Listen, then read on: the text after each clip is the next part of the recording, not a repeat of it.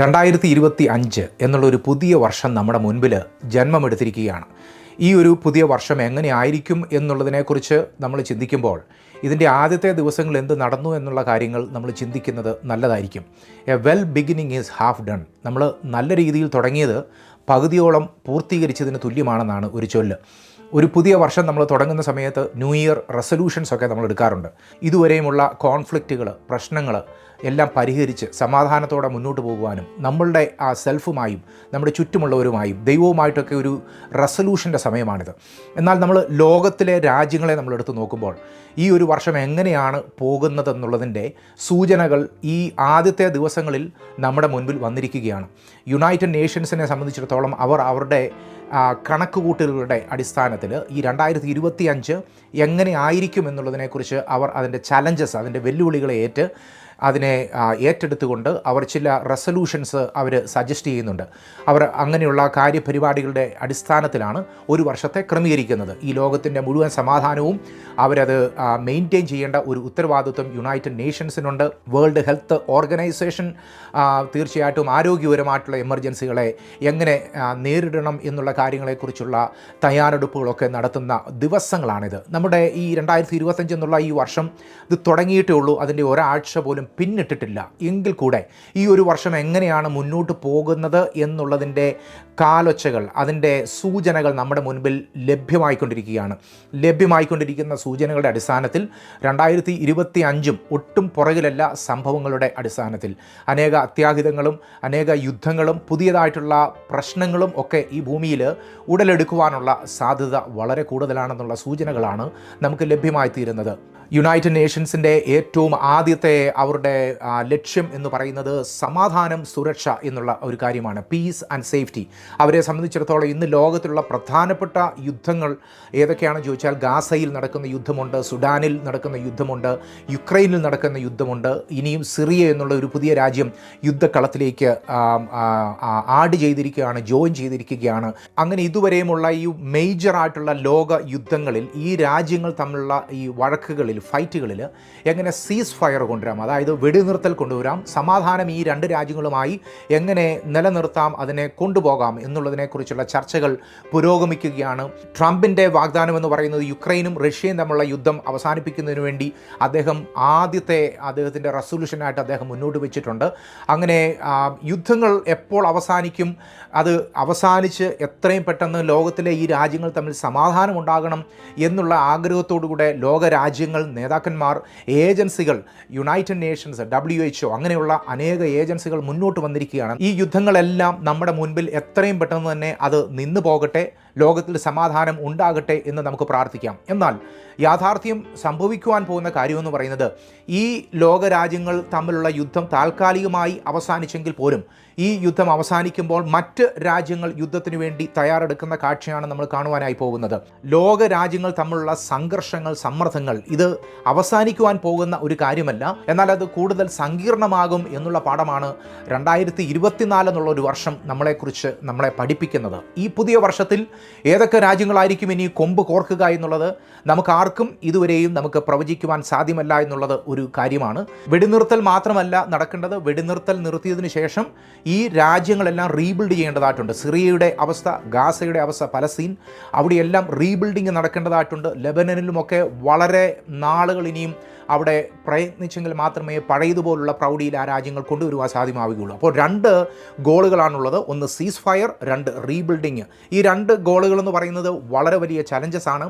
ഇതിനെ മറ്റ് രാജ്യങ്ങൾ സഹായിക്കുവാനായി മുന്നോട്ട് വന്നെങ്കിൽ മാത്രമേ ഈ രാജ്യങ്ങളെ നമുക്കിനി റീബിൽഡ് ചെയ്യുവാൻ സാധ്യമാകുന്നു എന്നുള്ളത് നമുക്ക് മനസ്സിലാകുന്നുണ്ട്. എന്നാൽ നമ്മൾ ഒരു കെട്ട് അഴിക്കുമ്പോൾ മറ്റൊരു കെട്ട് ഉണ്ടാകുന്നു എന്നുള്ള രീതിയിൽ ഇപ്പോൾ ഭൂമിയിൽ കൂടുതൽ ശക്തിയോടുകൂടെ വീണ്ടും യുദ്ധങ്ങൾ മുന്നേറുന്നതിന് വേണ്ടിയുള്ള സാഹചര്യങ്ങളുമായി ചില രാജ്യങ്ങൾ നമ്മുടെ മുൻപിൽ നിൽപ്പുണ്ട്. ഉദാഹരണത്തിന് ഹെയ്റ്റി, മ്യാൻമാർ, പിന്നെ യമൻ തുടങ്ങിയ രാജ്യങ്ങൾ യുദ്ധത്തിന് വേണ്ടി തയ്യാറെടുക്കുകയാണ്. മിഡിൽ ഈസ്റ്റിലെ ഇനിയും ഏതൊക്കെ രാജ്യങ്ങൾ ഒരുമിച്ച് വീണ്ടും യുദ്ധത്തിന് വേണ്ടി വരും, ഏതൊക്കെ രാജ്യങ്ങൾക്കെതിരെ കൊമ്പ് കോർക്കുമെന്ന് നമുക്കിതുവരെയും പറയുവാൻ സാധ്യമാകാത്ത ഒരു കാര്യമാണ്. ലോകത്തിൻ്റെ സമാധാനവും സുരക്ഷയും യുണൈറ്റഡ് നേഷൻസിൻ്റെ നമ്പർ 1 ഇഷ്യൂ ആയിട്ട്, അല്ലെങ്കിൽ ഒരു റെസൊല്യൂഷനായിട്ട് അവരുടെ മുൻപിൽ നിൽക്കുകയാണ്.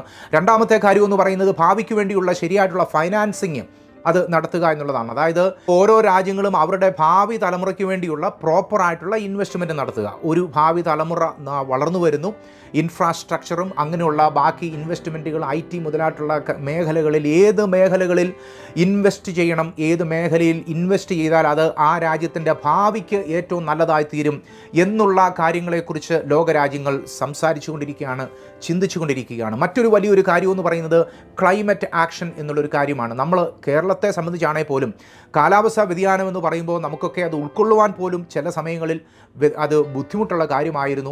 എന്തെങ്കിലുമൊക്കെ കൂട്ടിയിട്ട് കത്തിക്കുവാനും ഫാക്ടറിയിൽ നിന്നൊക്കെ പുക ഉയരുന്നൊക്കെ കാണുന്ന സമയത്ത് നമ്മളെ സംബന്ധിച്ച് ഇതൊന്നും നമ്മളെ ബാധിക്കുകയില്ല എന്നുള്ളൊരു ചിന്തയിലായിരുന്നു പൊയ്ക്കൊണ്ടിരുന്നത്. ഈ ഭൂമിയിലെ പ്ലാസ്റ്റിക് മാലിന്യങ്ങൾ, ഖരമാലിന്യങ്ങൾ, ദ്രവ്യ മാലിന്യങ്ങളൊക്കെ എങ്ങനെ ഡിസ്പോസ് ചെയ്യണം, അത് പ്രോപ്പറായിട്ട് ഡിസ്പോസ് ചെയ്തില്ലെങ്കിൽ നമുക്കൊക്കെ എന്തെങ്കിലും സംഭവിക്കുമോ എന്നുള്ള സംശയമുണ്ടായിരുന്നു. എന്നാൽ 2018 മുതൽ നമ്മൾ കാലാവസ്ഥാ വ്യതിയാനങ്ങൾ നമ്മളുടെ കൊച്ചു കേരളത്തിൽ പോലും നമ്മൾ കണ്ട് എന്താണ് കാലാവസ്ഥ, യഥാർത്ഥമായും കാലാവസ്ഥ പ്രോപ്പറായിട്ട് അത് ഫങ്ഷൻ ചെയ്തില്ല എന്നുണ്ടെങ്കിൽ വെതർ നമ്മളെ ചതിക്കും, അത് വലിയ മഴയായും വെള്ളപ്പൊക്കമൊക്കെ ആയും വന്ന് നമ്മുടെ ദേശങ്ങളെ നശിപ്പിക്കുമെന്നും ഉരുൾപൊട്ടലുകളും മറ്റ് അത്യാഹിതങ്ങളൊക്കെ സംഭവിച്ച് അത് വളരെ വലിയ ദോഷങ്ങൾ നമ്മുടെ ജീവിതത്തിൽ, നമ്മുടെ സമൂഹങ്ങളിൽ, നമ്മുടെ ഭൂമിയിൽ അത് ഉണ്ടാക്കുമെന്നുള്ളത് ക്ലൈമറ്റ് ചേഞ്ചിനെ കുറിച്ച് നമ്മൾ പഠിക്കുന്ന സമയത്ത് നമ്മുടെ അനുഭവത്തിൽ നിന്ന് നമ്മൾ മനസ്സിലാക്കിയ ഒരു കാര്യം തന്നെയാണ്. നിങ്ങൾക്കറിയാമോ, ചൈന ഒക്കെ പോലുള്ള രാജ്യങ്ങൾ ഈ മാലിന്യങ്ങളെ പ്രോപ്പറായിട്ട് ഡിസ്പോസ് ചെയ്യുവാൻ, റീസൈക്കിൾ ചെയ്യുന്നതിന് വേണ്ടിയുള്ള പല എഗ്രിമെൻറ്റുകളിലും അവർ ഒപ്പുപോലും വെച്ചിട്ടില്ല. കാരണം അവരെ സംബന്ധിച്ചിടത്തോളം അവർ ഈ മാലിന്യങ്ങളെ ഡിസ്പോസ് ചെയ്യുന്നതിന് വേണ്ടി പ്രോപ്പറായിട്ട് കെയർ ചെയ്യാത്ത അനേക രാജ്യങ്ങളുണ്ട്. അതുകൊണ്ട് തന്നെ ക്ലൈമറ്റ് ആക്ഷൻ പ്ലാൻ എന്ന് പറയുന്നത് യുണൈറ്റഡ് നേഷൻസിൻ്റെ അവരുടെ അജണ്ടയിലുള്ള ഒരു ഐറ്റമായി നമുക്ക് കാണുവാൻ സാധ്യമായി തീരുന്നുണ്ട്. മറ്റൊരു വലിയ കാര്യമെന്ന് പറയുന്നത് ജെൻഡർ ഈക്വാലിറ്റിയാണ്. കാരണം ഇന്ന് ഈ ഭൂമിയിൽ നമ്മുടെ സഹോദരിമാർക്ക്, പെൺകുട്ടികൾക്ക് വിദ്യാഭ്യാസം എന്ന് പറയുന്നത് നമ്മുടെ ചുറ്റിനുമുള്ളവർക്ക് അത് വളരെ ആക്സസിബിൾ ആണ്, സ്കൂളിൽ പോകുവാനുള്ള സ്വാതന്ത്ര്യമുണ്ട്. എന്നാൽ പല രാജ്യങ്ങളിലും ഇന്നും സ്ത്രീകൾക്ക്, കുഞ്ഞുങ്ങൾക്ക്, പെൺകുട്ടികൾക്ക് സ്കൂളിൽ പോകുന്നതിന് വേണ്ടി അവർക്ക് സ്വാതന്ത്ര്യമില്ല, അവർക്ക് അതിനുള്ള സമത്വമില്ല എന്നുള്ളത് നമുക്ക് മനസ്സിലാക്കുവാൻ സാധ്യമാകുന്ന ഒരു കാര്യമാണ്. 2024 താലിബാൻ സ്ത്രീകളെ പബ്ലിക്കായിട്ട് സംസാരിക്കുന്നത് വിലക്കിയിരിക്കുകയാണ്. അതിന് സമമായിട്ടുള്ള പല രാജ്യങ്ങളും ഇന്ന് ഭൂമിയിലുണ്ട്. പല പെൺകുട്ടികൾക്കും ഇന്ന് സ്കൂളിൽ പോകുവാനുള്ള അനുവാദമില്ല. എന്നാൽ ആ ഒരു മേഖലയിൽ എങ്ങനെ കൂടുതൽ റെസൊല്യൂഷൻസ് കൊണ്ടുവരാമെന്ന് യുണൈറ്റഡ് നേഷൻസ് ചിന്തിക്കുന്ന ഒരു വർഷമാണിതെന്നുള്ളത് നമുക്ക് മനസ്സിലാക്കുവാൻ സാധ്യമായി തീരുന്നുണ്ട്. മറ്റൊരു കാര്യം എന്ന് പറയുന്നത് പോസ്റ്റ് ഇലക്ഷൻ ഹാങ് ഓവർ നിൽക്കുന്ന ഒരു വർഷമാണ് 2025 എന്ന് പറയുന്നത്. എന്താണ് അതിൻ്റെ അർത്ഥം? 2024 എന്ന് പറയുന്നത് ലോകത്തിലെ ഏറ്റവും കൂടുതൽ തെരഞ്ഞെടുപ്പുകൾ നടന്ന ഒരു വർഷമായിരുന്നു. ലോക ചരിത്രത്തിൽ വെച്ചും ഏറ്റവും കൂടുതൽ തെരഞ്ഞെടുപ്പുകൾ നടന്ന വർഷമായിരുന്നു കഴിഞ്ഞുപോയ വർഷം എന്ന് പറയുന്നത്. അപ്പോൾ അതിൻ്റെ അർത്ഥം പുതിയ നേതാക്കന്മാർ രംഗപ്രവേശനം ചെയ്തിരിക്കുന്നു, പുതിയ ഗവൺമെൻറ്റുകൾ നിലവിൽ വന്നിരിക്കുന്നു. അവർ എങ്ങനെയായിരിക്കും ഇനിയും ഈ ഒരു വർഷത്തെ അല്ലെ മുന്നോട്ടുള്ള 2-3 വർഷങ്ങളെ ഈ ലോകരാജ്യങ്ങളെ നിയന്ത്രിക്കുന്നത് എന്നുള്ളത് വളരെ പ്രധാനപ്പെട്ട ഒരു ചിന്താ വിഷയം തന്നെയാണ്. ജനുവരി 20 ഡൊണാൾഡ് ട്രംപ് അമേരിക്കയുടെ നേതൃത്വം ഏറ്റെടുക്കുവാനായി പോവുകയാണ് എന്നുള്ള കാര്യം നമുക്ക് എല്ലാവർക്കും അറിയാവുന്ന കാര്യമാണ്. അതിനുവേണ്ടി ഒരുപക്ഷെ ലോകരാജ്യങ്ങൾ തന്നെ കാത്തിരിക്കുകയാണ്. അദ്ദേഹം ഒന്ന് മുന്നിൽ വന്ന് അതിൻ്റെ നേതൃത്വത്തിലേക്ക് വന്നതിന് ശേഷം ഇനിയും അദ്ദേഹം എടുക്കുന്ന തീരുമാനങ്ങൾ എന്തൊക്കെയാണ്, അതിനനുസരിച്ച് മുന്നേറുന്നതിന് വേണ്ടി പല രാജ്യങ്ങളും ഇന്ന് ഈ ഭൂമിയിൽ വെയിറ്റ് ചെയ്യുന്നുണ്ടെന്നുള്ളത് നമ്മൾ കാണുന്ന ഒരു കാര്യമാണ്. യഥാർത്ഥമായും ഇവരൊക്കെ പൊളിറ്റിക്കൽ ലീഡേഴ്സ് ആയിട്ടാണോ അത് അവരുടെ ഭരണം ചെയ്യുവാനായി പോകുന്നത്, അതോ അവരൊക്കെ താൽക്കാലികമായിട്ടുള്ള അല്ലെങ്കിൽ വെറും ഷോ ഓഫ് കാണിക്കുന്ന പൊളിറ്റിക്കൽ ആക്ടേഴ്സായിട്ടായിരിക്കുമോ അവരുടെ ഭരണം നിയന്ത്രിക്കുവാൻ പോകുന്നത് എന്നുള്ള വിഷയങ്ങളൊക്കെ ചിന്തനീയമാണ്. എലോൺ മസ്ക് എന്ന് പറയുന്ന ലോകത്തിലെ തന്നെ അതിസമ്പന്നന്മാരിൽ ഒരാൾ ഈ ഒരു വർഷം അദ്ദേഹം പവറിലേക്ക് വരുന്ന ഒരു വർഷമാണ്. അമേരിക്കയുടെ രാഷ്ട്രീയമായ തീരുമാനങ്ങളിൽ വലിയ തീരുമാനങ്ങൾ എടുക്കുന്നതിന് വേണ്ടിയുള്ള ഒരു ശക്തിയായി എലോൺ മസ്ക് 2025 തീരുന്നതായിട്ടാണ് നമുക്ക് കാണുവാൻ സാധ്യമായി തീരുന്നത്. ഇത്രയും പണമുള്ളൊരു വ്യക്തി, ലോകത്തിലെ പവറും കൂടി അദ്ദേഹത്തിൻ്റെ കരങ്ങളിൽ വന്നു കഴിയുമ്പോൾ എന്തൊക്കെയായിരിക്കും 2025 സംഭവിക്കുവാൻ പോകുന്നത് എന്നുള്ള കാര്യങ്ങൾ നമ്മുടെ മുൻപിൽ ചിന്തയ്ക്ക് വെക്കേണ്ട കാര്യങ്ങൾ തന്നെയാണ്. മറ്റൊരു വിഷയം എന്ന് പറയുന്നത് ന്യൂക്ലിയർ ത്രെട്ട് എന്നുള്ളൊരു വിഷയമാണ്. ന്യൂക്ലിയർ ആയുധങ്ങൾ ലോകരാജ്യങ്ങൾ സംഭരിച്ചു കൂട്ടിയിരിക്കുകയാണ്. പ്രത്യേകിച്ച് റഷ്യയെ നമ്മൾ ഈ കാര്യത്തിൽ സംശയിക്കേണ്ടതായിട്ടുണ്ട്. ഒരു പുതിയ ന്യൂക്ലിയർ ഡോക്ട്രിൻ നിലവിൽ വരുമോ? ഒരു പുതിയ ന്യൂക്ലിയർ പോളിസി ഈ ലോകത്തിൽ നിലവിൽ വന്ന് രാജ്യങ്ങൾക്ക് അത് കൂടുതൽ സമാധാനത്തോടുകൂടെ മുന്നോട്ട് പോകുവാൻ സാധ്യമായിത്തീരുന്നുവോ? യുണൈറ്റഡ് നേഷൻസ് വളരെ കൺസേൺഡ് ആയിട്ടിരിക്കുകയാണ്. ലോകത്തിൽ എന്തും ചെയ്യുവാൻ ഏതു സമയവും ഒരുക്കത്തിൽ ആയിരിക്കുന്ന ചില രാജ്യങ്ങളുടെ കരങ്ങളിൽ അസാധാരണമായിട്ടുള്ള എമൗണ്ട് എമൗണ്ട് ന്യൂക്ലിയർ വെപ്പൺസ് അവരുടെ കാര്യങ്ങളിൽ എത്തിച്ചേർന്നു എന്നുള്ളത് തീർച്ചയായിട്ടും ഭയപ്പെടുത്തുന്ന വസ്തുത തന്നെയാണ്. ഈ വർഷത്തിൻ്റെ തുടക്കം തന്നെ പൊട്ടിത്തെറികളോടുകൂടിയായിരുന്നു തുടങ്ങിയത്. പുതുവർഷത്തെ ആഘോഷിക്കുന്നതിനു വേണ്ടി ന്യൂ ഓർലിയൻസ്, ലോകത്തിൻ്റെ തന്നെ പ്രധാനപ്പെട്ട പട്ടണങ്ങളിലൊന്നിൽ, ലോകത്തിൻ്റെ തന്നെ ഏറ്റവും പ്രധാനപ്പെട്ട രാജ്യമായ അമേരിക്കയുടെ ഒരു പ്രധാന പട്ടണത്തിൽ ആഘോഷങ്ങൾ നടന്നുകൊണ്ടിരിക്കുന്നതിൻ്റെ ഇടയിലേക്ക് ജബാർ എന്ന് പറയുന്ന 42കാരൻ ഒരു ട്രക്ക് ഓടിച്ചു കയറ്റി 14 പേരെ കൊന്ന ആ വസ്തുത നമ്മളെല്ലാവരും അറിഞ്ഞു കാണുമല്ലോ. അതേ ദിവസം തന്നെയാണ് നവേദയിൽ ഡൊണാൾഡ് ട്രംപിൻ്റെ ഉടമസ്ഥതയിലുള്ള ഹോട്ടലിന് മുൻപിൽ ഡൊണാൾഡ് ട്രംപിൻ്റെ തന്നെ ഏറ്റവും പ്രധാനപ്പെട്ട സപ്പോർട്ടറുകളിൽ ഒരാളായ ഇലോൺ മസ്കിൻ്റെ ടെസ്ലയുടെ വാഹനം പൊട്ടിത്തെറിപ്പിച്ചുകൊണ്ട് വിസ്ഫോടനം നടത്തി അമേരിക്കയെ ഞെട്ടിപ്പിക്കത്തക്ക രീതിയിൽ ജനുവരി മാസം 1-ാം തീയതി തന്നെ ഭീകരവാദം അവിടെ അതിൻ്റെ തല ഉയർത്തി. ഇതിനെ എങ്ങനെയായിരിക്കും ട്രംപ് ഡീൽ ചെയ്യുവാൻ പോകുന്നത് നമുക്കറിയില്ല. ട്രംപിനോടുള്ള വെല്ലുവിളി തന്നെയാണ്, നേരിട്ടുള്ള വെല്ലുവിളിയാണ്. ട്രംപിൻ്റെ ഹോട്ടലിൻ്റെ മുൻപിൽ വെച്ച് തന്നെ മസ്കിൻ്റെ വാഹനം, മസ്കിൻ്റെ ബ്രാൻഡ് വാഹനമായ ടെസ്ല പൊട്ടിപ്പിച്ചുകൊണ്ട് ട്രംപിനെതിരെ നിൽക്കുവാൻ ഞങ്ങൾക്ക് ശക്തിയുണ്ടെന്ന് തീവ്രവാദികൾ പറഞ്ഞ ഒരു ഭാഷയല്ലയോ അതെന്നുള്ളത് നമ്മളൊന്ന് ചിന്തിക്കുന്നത് നല്ലതായിരിക്കും. ജനുവരി മാസം 5-ാം തീയതി ആകുന്നതിന് മുമ്പ് തന്നെ ഇസ്രയേൽ വളരെ ശക്തമായിട്ടുള്ള ഒരു നീക്കം നടത്തിയിരിക്കുകയാണ്. സിറിയയിൽ കിങ് ഫിഷർ എന്നുള്ള ഇസ്രയേലിൻ്റെ ഒരു ആർമി പോയി അവിടെ ഉണ്ടായിരുന്ന മിസൈൽ അതിനെ ബിൽഡ് ചെയ്യുന്ന ഉണ്ടാക്കുന്ന പ്ലാന്റിനെ നശിപ്പിച്ച വിവരം നമ്മൾ അറിഞ്ഞത് ആണല്ലോ. അപ്പോൾ ഇസ്രയേലും തീർച്ചയായിട്ടും ഡിഫെൻസീവ് അവരുടെ ആ മെക്കാനിസത്തെ ആക്റ്റീവ് ചെയ്യുന്നതിന് വേണ്ടി അവർ ശക്തരാണെന്ന് തെളിയിക്കുന്നതിന് വേണ്ടി അവരുടെ കാലുകൾ എടുത്തു വെക്കുന്ന കാഴ്ച നമ്മൾ കണ്ടുകൊണ്ടിരിക്കുകയാണ്. നമ്മളുടെ ഒക്കെ ഹൃദയത്തെ, പ്രത്യേകിച്ച് മലയാളികളായ നമ്മുടെ ഹൃദയത്തെ വേദനിപ്പിക്കുവാൻ പോകുന്ന ഒരു കാര്യം അങ്ങ് യമനിൽ നടക്കുവാനായി പോകുന്നു. നിമിഷപ്രിയ എന്ന് പറയുന്ന നമ്മളുടെ ഒരു സഹോദരിയുടെ വധശിക്ഷ നടപ്പാക്കുന്നതിന് വേണ്ടി പ്രസിഡന്റ് അതിൻ്റെ സാങ്ഷൻ നൽകിയിരിക്കുന്നു എന്നുള്ളത് വളരെ പ്രയാസം നൽകുന്ന ഒരു വാർത്ത തന്നെയാണ്. ആ ഒരു വിഷയത്തെ പരിഹരിക്കുന്നതിന് വേണ്ടി ഏകദേശം $40,000 അതിൻ്റെ പുറകിൽ പ്രവർത്തിക്കുന്നവർ സമാഹരിച്ച് കൈമാറിയിട്ടുണ്ടെന്നാണ് അറിയുന്നത്. എന്നാൽ അത് ഗോത്രവർഗ്ഗക്കാരുടെ തലവന്മാരുടെ അടുത്ത് വരെ എത്തിയിട്ടുള്ളൂ. അത് ഭവനങ്ങളിൽ എത്തിയിട്ടില്ല, അല്ലെങ്കിൽ ആ മരിച്ച വ്യക്തിയുടെ ഭവനത്തിൽ എത്തിയിട്ടില്ല എന്നുള്ളത് നമ്മൾ അറിയുന്ന ഒരു കാര്യമാണ്. നമുക്ക് പ്രാർത്ഥിക്കാം യമനിൽ അങ്ങനെ ഒരു സംഭവം നമ്മളുടെ പ്രിയ സഹോദരിക്ക് സംഭവിക്കാതിരിക്കട്ടെ എന്ന് നമുക്ക് പ്രാർത്ഥിക്കാം. നിങ്ങൾ ഈ ഒരു ശൈലിയെ അല്ലെങ്കിൽ കുറ്റകൃത്യത്തോട് ഉള്ള ഈ ഒരു സമീപനത്തെ എങ്ങനെയാണ് നിങ്ങൾ അതിനെ നോക്കിക്കാണുന്നതെന്ന് അറിയില്ല. ഒരുപക്ഷെ നിങ്ങൾ അതിനെ എഗ്രി ചെയ്തേക്കാം, ഒരുപക്ഷെ എഗ്രി ചെയ്യലായിരിക്കാം. എന്നാൽ ക്യാപിറ്റൽ പണിഷ്മെൻറ്റ്, അതായത് കുറ്റങ്ങളിൽ പിടിക്കപ്പെട്ടവരെ, കുറ്റം തെളിഞ്ഞവരെ കൊല്ലുക എന്നുള്ള രീതിയിൽ കാര്യങ്ങൾ നടത്തുന്ന, പണിഷ്മെൻറ്റ് നടത്തുന്ന രാജ്യങ്ങൾ ഒത്തിരി രാജ്യങ്ങളുണ്ട്. ഉദാഹരണത്തിന് ഇന്ത്യയും അമേരിക്കയും ഒക്കെ ക്യാപിറ്റൽ പണിഷ്മെൻറ്റിന് അനുകൂലമായി വിധി പ്രഖ്യാപിക്കുന്നവരാണ്. ഇന്ത്യയിലും അമേരിക്കയിലുമൊക്കെ ഒരു വ്യക്തി കുറ്റവാളി എന്ന് കണ്ടു കഴിഞ്ഞാൽ ആ വ്യക്തിയെ കൊല്ലുന്നതിന് വേണ്ടിയുള്ള അധികാരമാണ് ഇന്ന് അവിടെയുള്ള ജുഡീഷ്യറിക്കുള്ളത് എന്നുള്ളത് നമ്മൾ മനസ്സിലാക്കുന്നൊരു വസ്തുതയാണ്. ഡെത്ത് പെനാൽറ്റിയെക്കുറിച്ച് നിങ്ങളുടെ അഭിപ്രായം എന്താണ്? ഇന്ന് ലോകത്തിലെ ഏകദേശം 110 രാജ്യങ്ങൾ ഡെത്ത് പെനാൽറ്റി വേണ്ട എന്നുള്ള തീരുമാനത്തിൽ വന്നിട്ടുണ്ട്. യൂറോപ്യൻ യൂണിയനും UN ഒക്കെ ഡെത്ത് പെനാൽറ്റിക്ക് എതിരാണ്. ഏറ്റവും കൂടുതൽ ഡെത്ത് പെനാൽറ്റി നടക്കുന്ന രാജ്യങ്ങൾ ചൈന, ഇറാൻ, സൗദിയാണ്.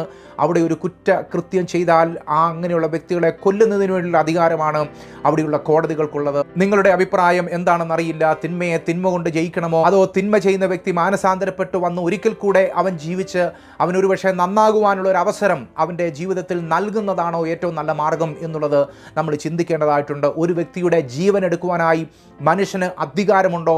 ഒരുവൻ്റെ ജീവൻ എടുക്കണമെന്നുണ്ടെങ്കിൽ അവൻ ഇനിയും നന്നാവുകയില്ലെന്നുള്ള പൂർണ്ണമായിട്ടുള്ള അടിവരയിടുന്നതിന് വേണ്ടി ഏതെങ്കിലും കോടതിക്ക് അതിനുള്ള അധികാരമുണ്ടോ? ആ വ്യക്തിയുടെ ജീവൻ നൽകിയ ദൈവത്തിന് മാത്രമേ അവൻ്റെ ജീവനെ എടുക്കുവാനുള്ള അധികാരമുള്ളൂ. അവൻ ജീവിക്കട്ടെ, അവൻ കുറ്റവാളിയായി അവൻ ജീവിക്കട്ടെ, ജയിലിൽ തന്നെ കിടക്കട്ടെ.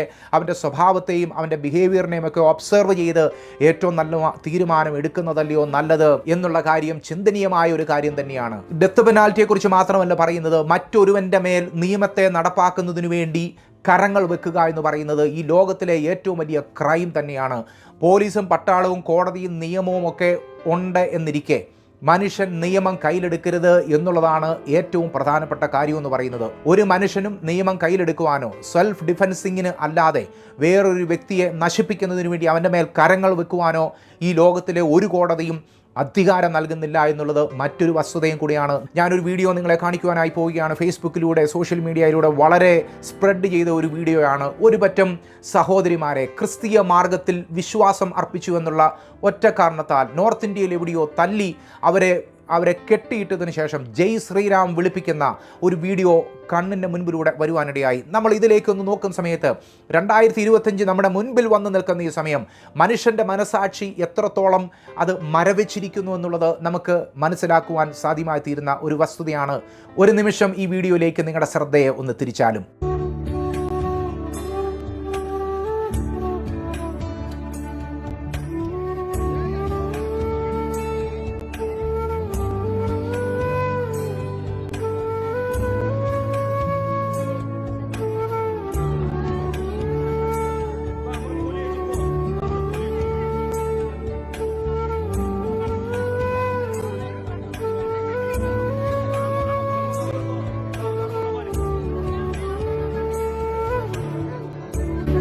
എത്രയോ തീവ്രവാദ സംഘടനകളിലൊക്കെയാണ് ഓരോരുത്തരൊക്കെ പോയി അംഗമാകുന്നത്. എന്നാൽ ഇവിടെ ഈ 2 സ്ത്രീകൾ കുറേയേറെ സ്ത്രീകളെ അവിടെ കെട്ടിയിട്ട് തല്ലുന്നതിൻ്റെ പുറകിലുള്ള കാരണം അവർ യേശു ക്രിസ്തുവിൻ്റെ സുവിശേഷം അംഗീകരിച്ചു എന്നുള്ളതാണ്.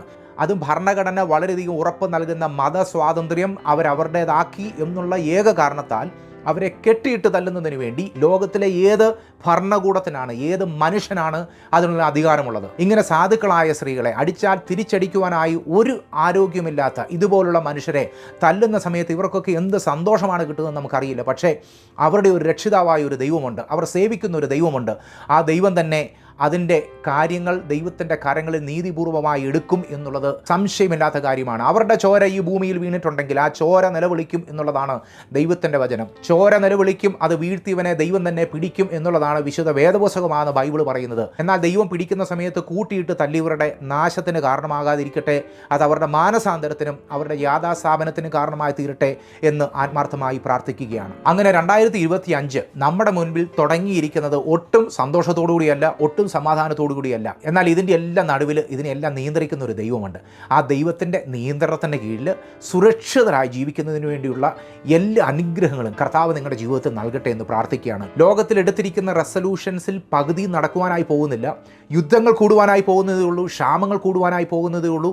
ഈ ആദ്യ ദിവസങ്ങളിൽ തന്നെ ചൈനയിൽ നിന്ന് ഒരു മഹാമാരിയുടെ തുല്യമായിട്ടുള്ളൊരു വൈറസിൻ്റെ വ്യാപനം നടക്കുന്നു എന്നുള്ള വാർത്തയാണ് കാണുന്നത്. കൂടുതൽ പ്രശ്നങ്ങളിലേക്ക് ലോകത്തിൻ്റെ സംഭവങ്ങളും ഈ ഭൂമിയുടെ കാലാവസ്ഥ വ്യതിയാനങ്ങളുമൊക്കെ സംഭവിക്കുവാനായി പോവുകയാണ്. എന്നാൽ ദൈവത്തെ സത്യമായി വിളിച്ചപേക്ഷിക്കുന്നവർക്ക് സകലതും നന്മയ്ക്കായിട്ട് കൂടി വ്യാപരിക്കുന്നു എന്നുള്ളതാണ് ദൈവത്തിൻ്റെ വചനം പറയുന്നത്. ജോനത്തൻ എഡ്വേർഡ്സ് എന്ന് പറയുന്ന ഒരു വ്യക്തി അദ്ദേഹത്തിൻ്റെ ജീവിതത്തിലെ കുറേയേറെ റെസൊല്യൂഷൻസ് അദ്ദേഹം എഴുതി വെച്ചിട്ടുണ്ട്. അതിനകത്തെ ആദ്യത്തെ റെസൊല്യൂഷൻ്റെ ആദ്യത്തെ പ്രസ്താവന മാത്രം എൻ്റെ ശ്രദ്ധയിൽപ്പെടുവാൻ ഇടയായി. Being sensible that I am unable to do anything without God's help.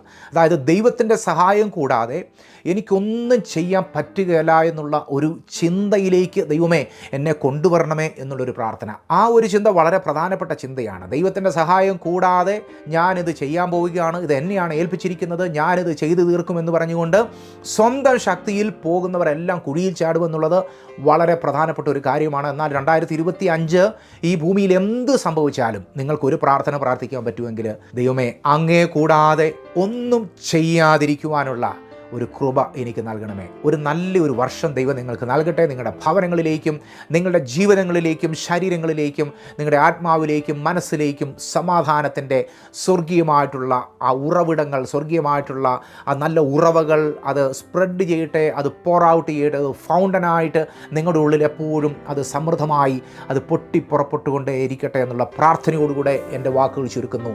ദൈവം നിങ്ങളെ സഹായിക്കട്ടെ.